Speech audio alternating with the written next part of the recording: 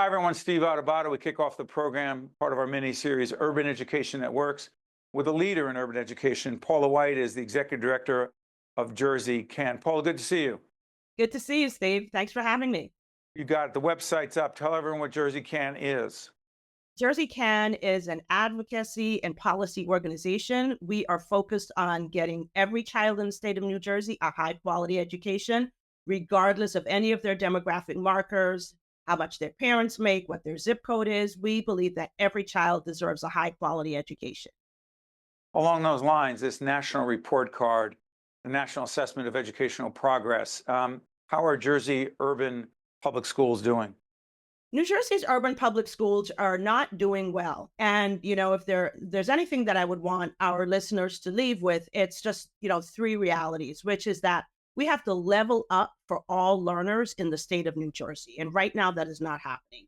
We also need to recognize that better is possible. And we have national examples of where that is the case. And finally, it's not just about hard work, but the right work. And that's what will get us there. Let me ask you this. At a time like this, I know states get compared all the time with each other, but this got my attention. Fourth grade students in states like Mississippi, Kentucky, South Carolina, their reading proficiency, unless I have this wrong, is higher than fourth grade students in socioeconomically disadvantaged communities. Steve, you're exactly right. The reality is that 4 of the 10 poorest states in the United States of America, their fourth graders who are socioeconomically disadvantaged are actually reading more proficiently than our socioeconomically disadvantaged fourth graders in the state of New Jersey. And that is why we know that better is possible. Because, of course, we are on the other end of that spectrum. We are one of the wealthiest states in the union. And so certainly what we know is that if they can do it, we can do it too.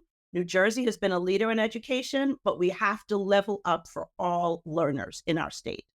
You and your colleagues at JerseyCAN are engaged and involved. We've done a series of interviews looking at literacy in the state of New Jersey. You're very much involved in literacy as an advocate. Please talk about that.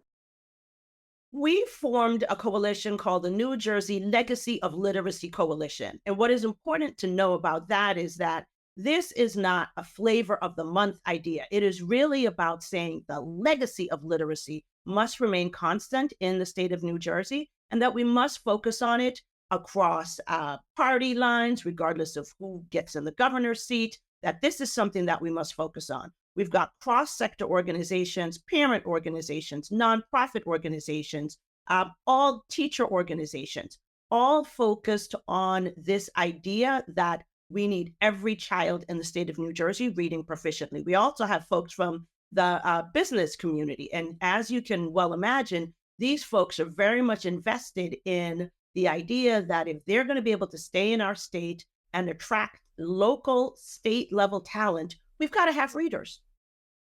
As it relates to who New Jersey's next governor will be after Governor Murphy, what do you believe the most significant top urban education policy agenda item should be? Please, Paula.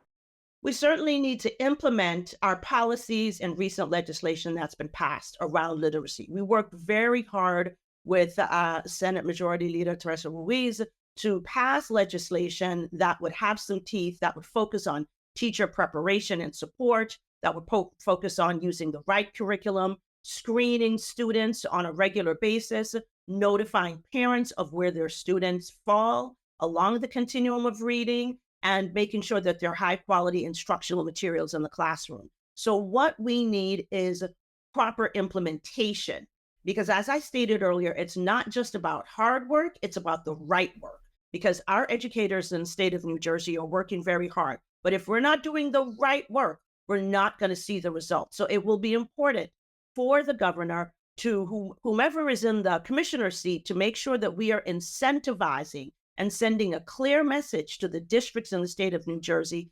This is what works, and we are supporting that based on the guidance that we're giving you, based on the grants that are available to districts. We are going to be very, clear about what works, and that is what we will incentivize, and that is what we will support. So, for example, we want to make sure that we are not supporting practices that don't work.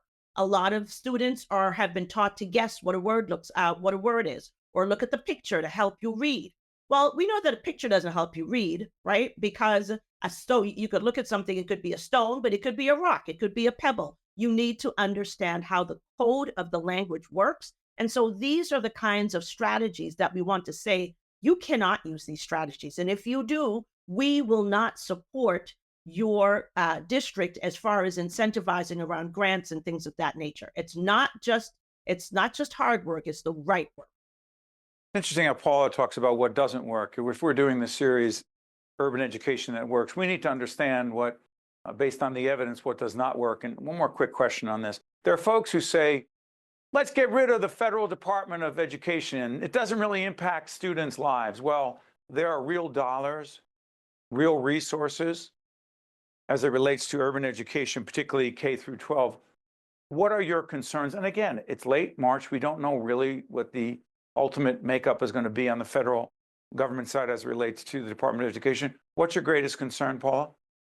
Well, I've never had aspirations to be, a weather person, and certainly, sort of, trying to predict what will happen here, may feel a little bit like a fool's errand. But what I will say is that, to the extent that we have federal laws that govern what must happen in terms of how we support our learners, and knowing that every single learner is worthy of support and needs to be supported, regardless if they are students with disabilities and so on, it will be incumbent upon us to follow federal law, regardless of what the pass-through mechanism is for those dollars. Those dollars need to be allocated to our students, and they need to have them. But, we know that education is primarily a local concern. We know that education does not appear in the Constitution, that word. So really, it's about our local, primarily about the state. And are we optimizing where we can? Are we focusing on the locus of our control, which is at the state level? So we have to optimize all of the levers at our disposal.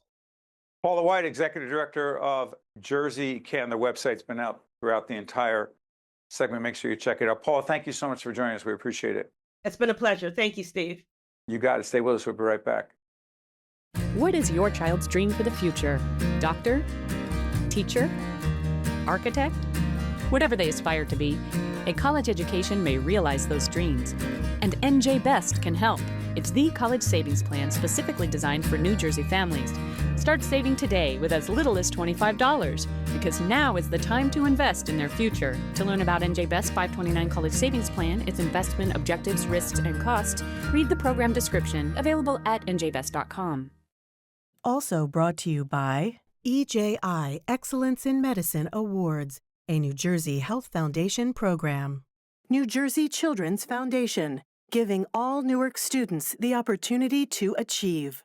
Delta Dental of New Jersey, we love to see smiles. NJM Insurance Group, serving New Jersey's drivers, homeowners, and business owners for more than 100 years. United Airlines, the Port Authority of New York and New Jersey, moving the region through air, land, rail, and sea. PSC&G, powering progress. NJ Best, New Jersey's 529 College Savings Plan. And by Bergen New Bridge Medical Center,